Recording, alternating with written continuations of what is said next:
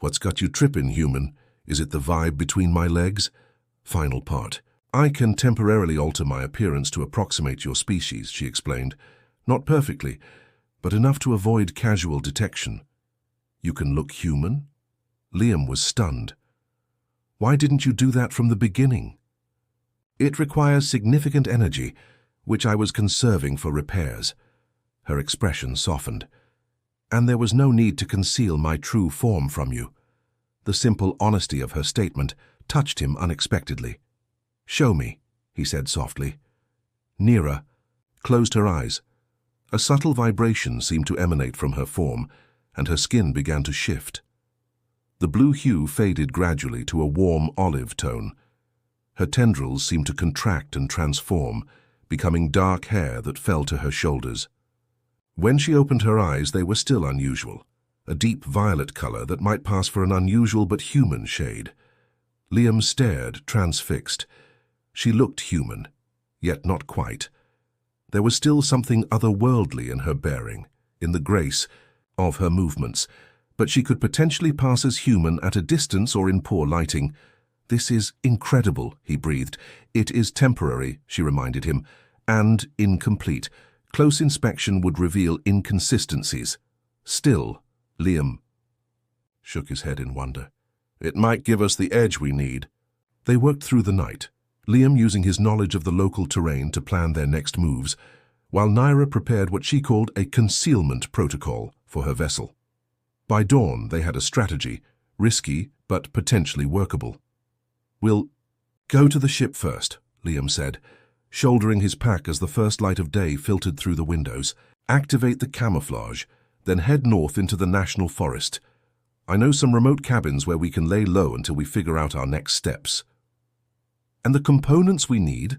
Neera asked. Her human appearance had faded overnight, returning her to her natural blue-skinned form. I have other contacts, Liam assured her, less official ones. As they prepared to leave, Liam took one last look at his cabin, the home he'd built to escape the world. Now he was fleeing again, but this time he wasn't alone. I am sorry, Neera said quietly, reading his thoughts. My presence has disrupted your life. Liam turned to her. For the first time in years, I feel like I'm doing something that matters, something bigger than hiding in these mountains feeling sorry for myself.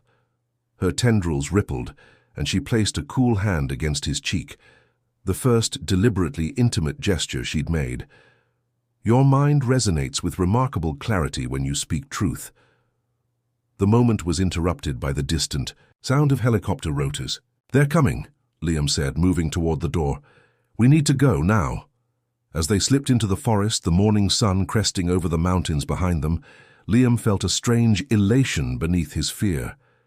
Perhaps this was what he'd been, searching for in the stars all along, not just knowledge but connection, even if that connection came from farther away than he could have possibly imagined. The helicopter's rhythmic thumping faded as Liam and Neera pushed deeper into the dense forest.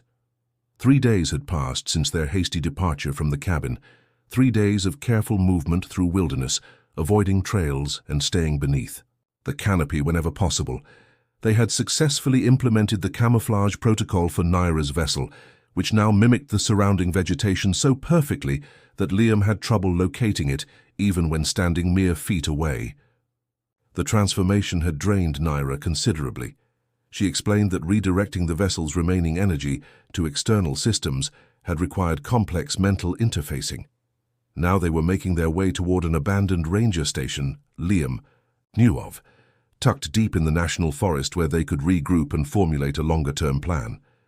How much farther? Neera asked. She had maintained her human appearance when they traveled during daylight hours, though the effort was clearly taxing.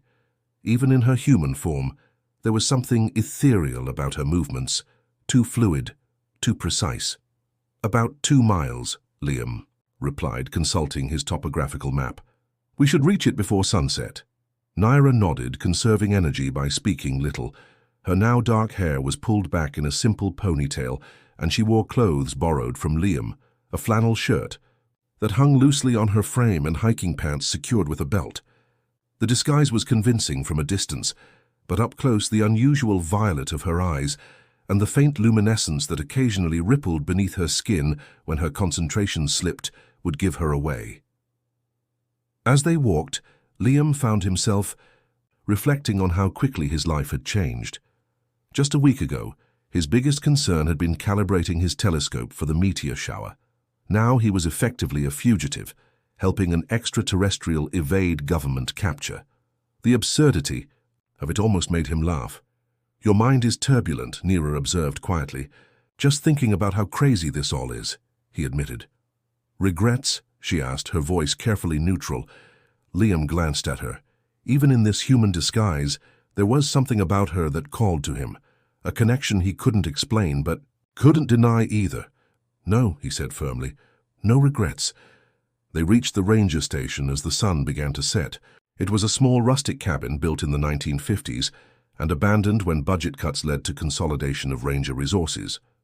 Liam had discovered it during his early explorations of the area and had occasionally used it as an outpost for extended observation sessions. "It's not much," he said as they approached the weathered structure, "but it's off any official maps now." Inside, the station was dusty but intact, a single room with basic amenities, a wood stove, a desk, a small kitchenette, and a cot against one wall. Liam set down his pack and immediately began to secure the space, closing the shutters and checking that the chimney was clear for a small fire. Neera, exhausted from maintaining her human form, let the disguise fade. Her skin returned to its natural blue hue, luminescent in the dim interior, and her hair transformed back into the fluid tendrils that moved with her emotions. She sank onto the edge of the cot with a soft sigh. "You need to rest," Liam said, concern evident in his voice. "I will recover," she assured him.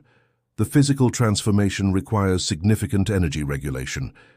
Once he had a small fire going in the stove, providing both warmth and light, Liam unpacked their supplies and prepared a simple meal of canned soup heated over the fire. Neera accepted a bowl gratefully, though she ate sparingly. "I made contact with a former student of mine while you were resting yesterday," Liam said as they ate. "Dominic. He works for a private space exploration company now, has access to materials similar to what we need. Can this person be trusted?" Neera asked. "Dom has always been a conspiracy theorist." Liam smiled faintly. "He'll be thrilled to help hide something from the government. He owes me too. I wrote him a recommendation that got him his job after most of the department wrote him off as unstable." Recognized like," Neera observed perceptively. "Something like that," Liam acknowledged. "He's going to meet us here in 2 days with the components." After dinner, Liam set up his laptop and satellite uplink, a specialized system he'd designed for remote research. "I need to check what they're saying about us," he explained. A few minutes of searching revealed concerning developments. The FBI had issued a bulletin about unidentified individuals of interest regarding unauthorized technology testing in the Colorado wilderness. Liam's name wasn't mentioned publicly, but there were references to a former astrophysicist operating outside of academic and governmental oversight. More worrying were the references to unusual energy signatures and possible non-standard technology. "They know more than they're saying," Liam concluded, shutting the laptop. "They must have detected your ship's entry." "As I suspected," Neera said, "the collective will be aware of this development as well." "How?" "I thought your communications were down." "There are passive monitoring systems," she explained. "The collective observes all developing worlds continuously, especially those approaching technological thresholds." Liam considered this. "So your people know you're stranded?" "Yes," Neera confirmed, "but intervention protocols are strict, direct. Assistance would only be authorized if my life were in immediate danger. And it's not?" Her indigo eyes met his. "No, I am in good hands." The simple statement carried unexpected weight. In the firelight, with her natural form restored, Neera seemed both alien and intimately familiar, a paradox that Liam found increasingly compelling. "What happens when we fix your ship?" he asked, voicing the question he'd been avoiding. "You'll go back?" Neera's tendrils moved slowly, reflectively. "My mission parameters included returning with observational data. That remains my duty. Right, Liam nodded, trying to ignore the hollow feeling that settled in his chest. Of course. However, she continued, Sentinels are granted discretionary extension for high-value research opportunities. Liam looked up. Meaning I could potentially justify a longer observation period, she said carefully, if the data warranted it. Before Liam could respond, a high-pitched tone emanated from Naira's small research device, which sat on the desk. Her tendrils flattened against her head in alarm. What is it? Liam asked, instantly alert. A proximity. Alert, she said, moving swiftly to the device. Something with a highly concentrated energy signature is approaching. Liam moved to the window, carefully peering through a crack in the shutters. The forest outside was dark, but in the distance he could see faint lights moving between the trees. Someone's coming, he confirmed. But they're on foot, not vehicles. Naira consulted her device. The energy pattern is unusual, not consistent with your standard technology. A chill ran down Liam's spine. Government? Military? No, Naira said, her voice suddenly tight.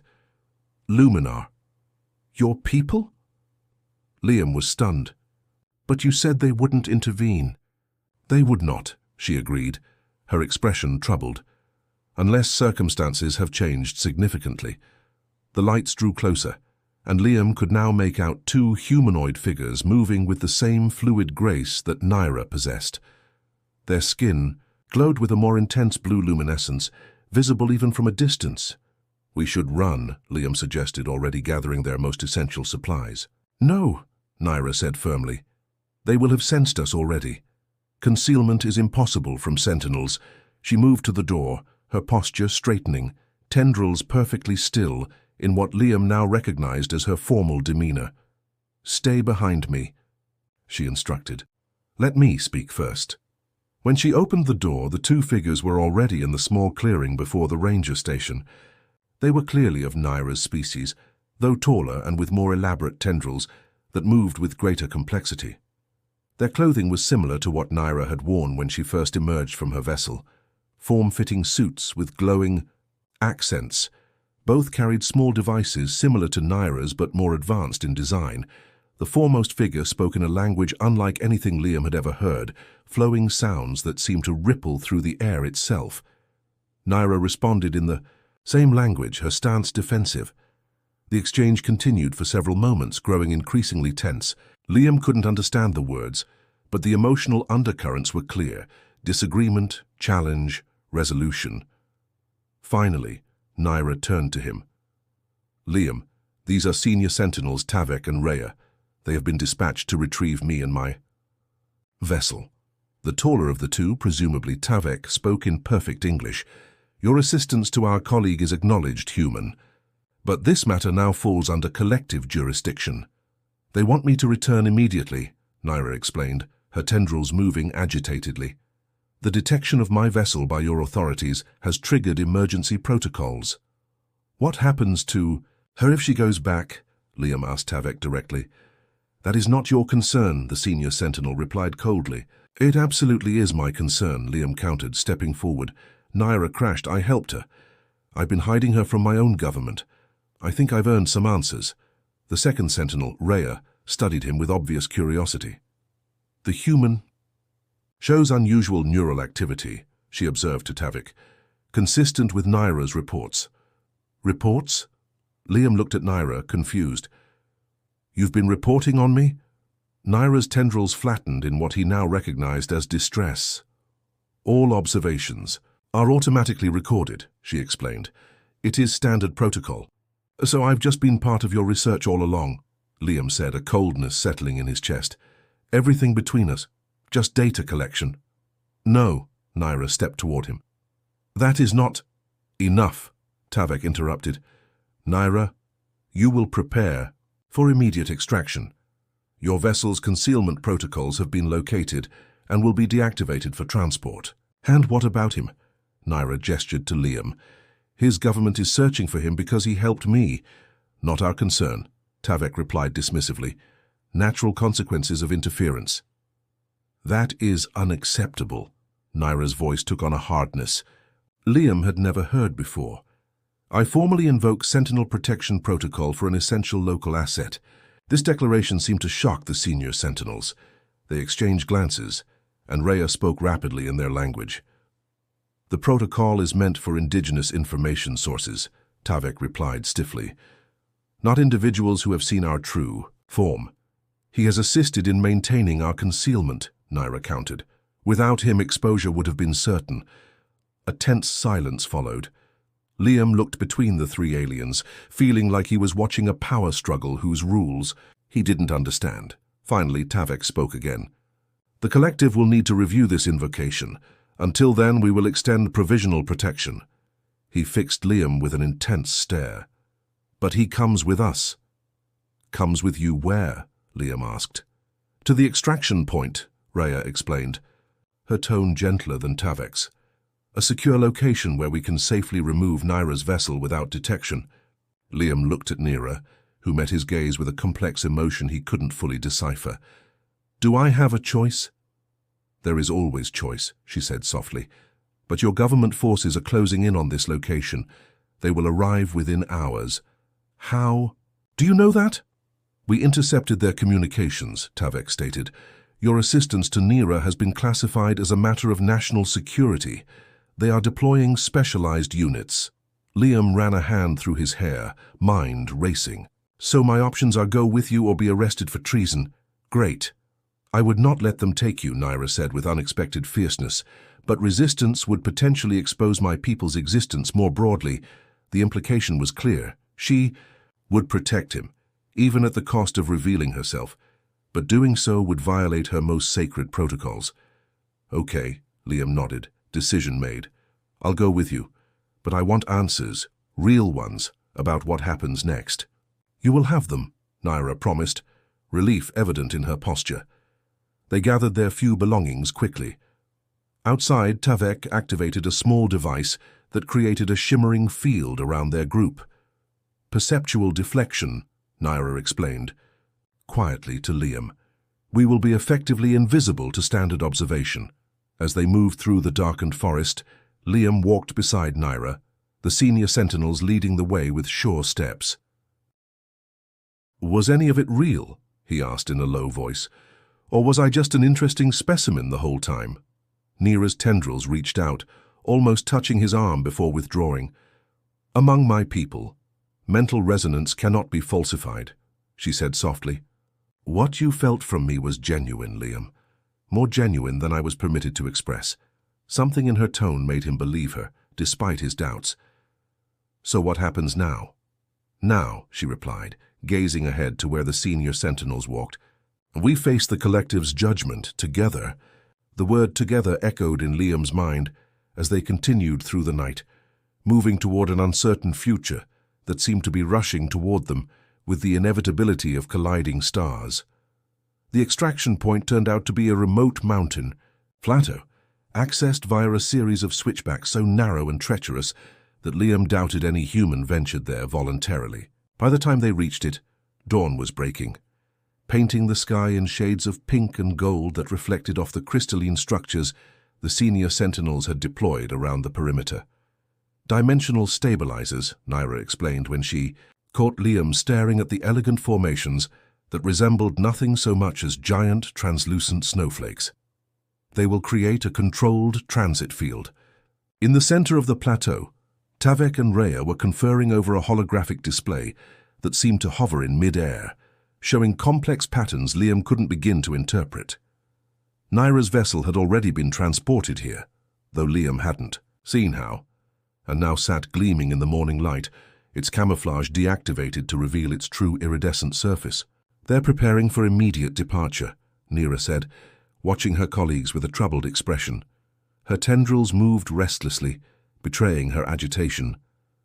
The collective has accelerated the extraction timeline. Why the rush? Liam asked.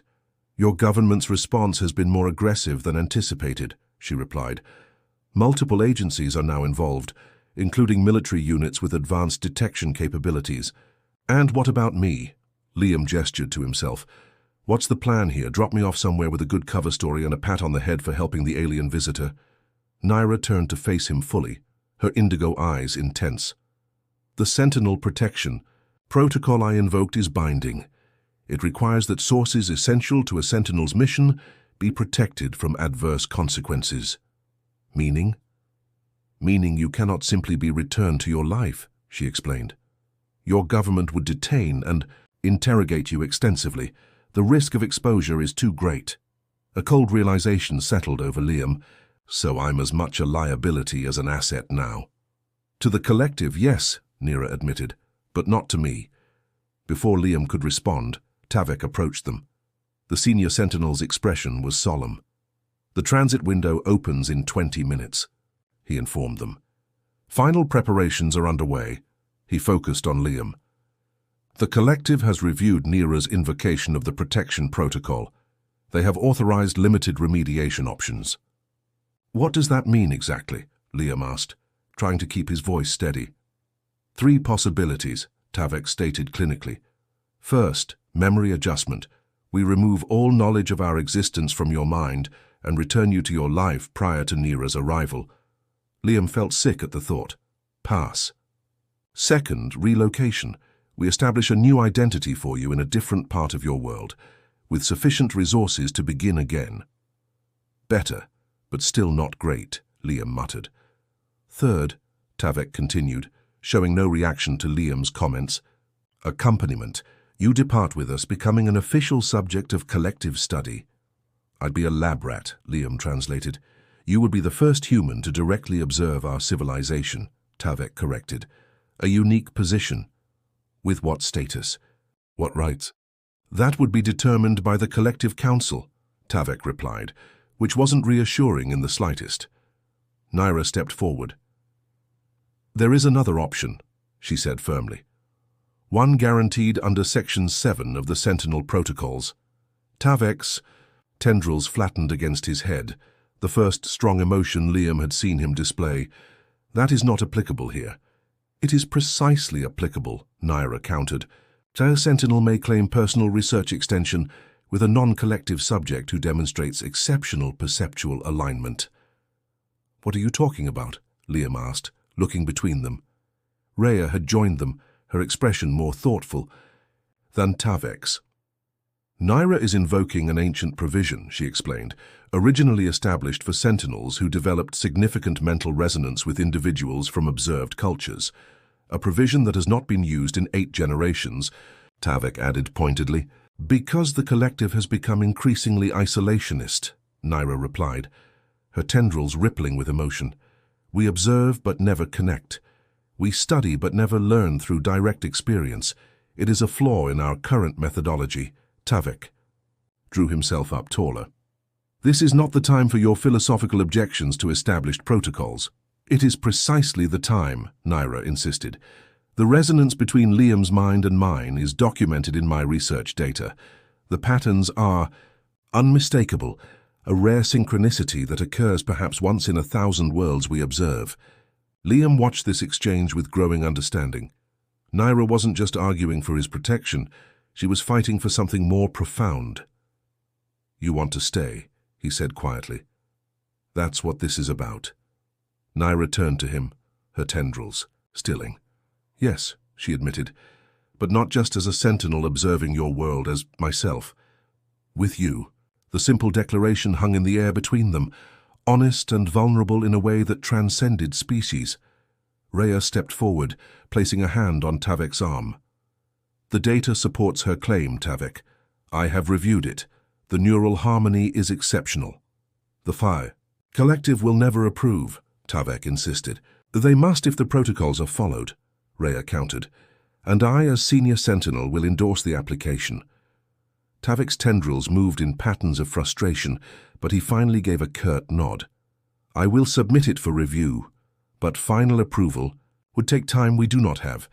The transit window opens in 15 minutes and we must all depart through it. Then we request provisional approval, Nira said quickly. Allow us to present our case directly to the council. Liam stepped forward. Wait, I need to understand exactly what's being proposed here. He turned to Nira. What would this mean? For both of us? Her indigo eyes held his gaze steadily. It would mean I remain assigned to Earth as my primary research focus, but with you as a formal partner in that research, not merely a subject. We would work together exploring both your world and eventually mine. And where would we live? Here? There? Both, potentially, she replied. The provision allows for transit between worlds when appropriate. Liam took a deep breath, trying to process the enormity of what she was suggesting. So I'd be some kind of interstellar researcher, moving between Earth and your world? You would be the first human to serve as a collective associate, Rhea confirmed. It is an unprecedented arrangement, but one with precedent in our history, Naira added quickly. Other species have joined us this way. Tavek made a sound that might have been the luminar equivalent of an impatient sigh. The transit window. Will not wait for your deliberations. A decision must be made now. Liam looked at the plateau around them, the last piece of Earth he might see for who knew how long. Then he looked at Naira, whose tendrils moved with a gentle rhythm that he had come to find as familiar as a human smile. What was he really leaving behind? A cabin in the woods where he hid from his failures? A career he'd abandoned? A society where he'd always felt like an outsider looking up at the stars? And what might he gain? Knowledge beyond human understanding. Worlds no human had ever seen. And a connection with Nira that had somehow bridged the vast gulf between their species. If I go with you, he said slowly, can I ever come back? Yes, Nira assured him. Though initially return would need to be carefully managed until your status is formalized. And if the collective rejects this application? Her tendrils stilled. Then we would need to accept one of the original 3 options, but I would advocate for you to the fullest extent possible. A sudden wind swept across the plateau as the crystalline structures began to pulse with increasing intensity. The transit window was opening. Now or never, Tavek stated. What is your decision, human? Liam looked at Naira, at the alien woman, who had crashed into his life and changed everything. Will you show me the stars? He asked softly. Her tendrils rippled with what he now knew was joy. All of them, she promised. Then I'm in, Liam said, turning to Tavek and Rhea. I'll go with you and present this case to your council, but I want it on record that I'm doing this voluntarily and expect to be treated as a partner, not a specimen. Rhea inclined her head. Noted and recorded. The wind intensified as the crystalline structures began to emit a harmonic tone that seemed to resonate in Liam's very bones. Nira's vessel glowed brighter, its surface rippling as if alive. It is time, Tavek announced, moving toward the vessel as they approached the ship. Liam felt Naira's cool fingers intertwine with his.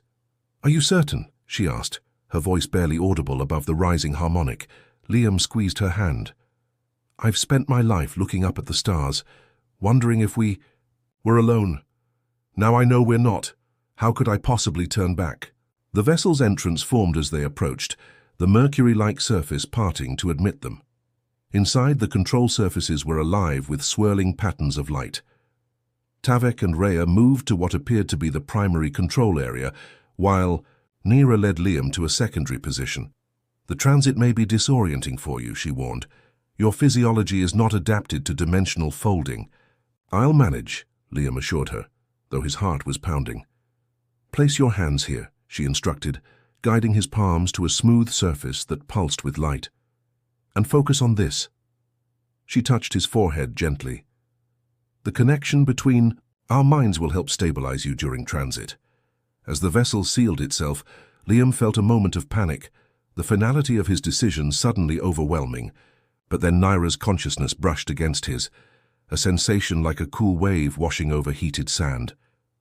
I am with you, her thoughts came, not as words but as pure meaning. The harmonic tone reached a crescendo, and the world outside the vessel seemed to fold in on itself, reality bending in ways human eyes were never meant to see. Liam gasped as sensations cascaded through him, the feeling of being stretched and compressed simultaneously, of existing in multiple places at once. Through it all, Naira's mind remained anchored to his, a steady presence in the chaos. And within that connection, Liam sensed something he hadn't fully appreciated before. Her own fear and exhilaration, her own risk in choosing this path. She had defied her people's protocols, challenged their isolation, all because something in him had resonated with something in her. As the dimensional transit stabilized, stars streaked past the vessel's viewing area, not the familiar patterns of Earth's night sky, but new configurations, new possibilities. Naira's tendrils moved in gentle waves, and her indigo eyes reflected the starlight. "Was it worth it?" Liam asked softly. "Crashing on Earth? Meeting me? All the trouble it's caused?" "You?"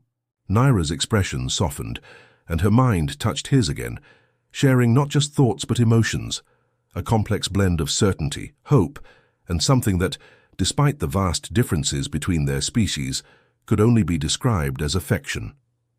"Some collisions," she said, her tendrils reaching out to gently touch his face, "were written in the stars long before either of us looked up to see them." As the vessel carried them toward her world, and the uncertain reception that awaited them there, Liam felt a profound sense of rightness. All his life, he had searched the stars for answers. Instead, he had found a question worth exploring for a lifetime. What happens when two beings from different worlds discover they share the same soul? The answer, he suspected, lay in the journey they were just beginning. A journey across stars, across species, across all the boundaries that had once seemed insurmountable. And as Naira's mind touched his once more, sharing images of the wonders that awaited them, Liam knew with absolute certainty that he was exactly where he was meant to be, between the stars, beside her, heading home.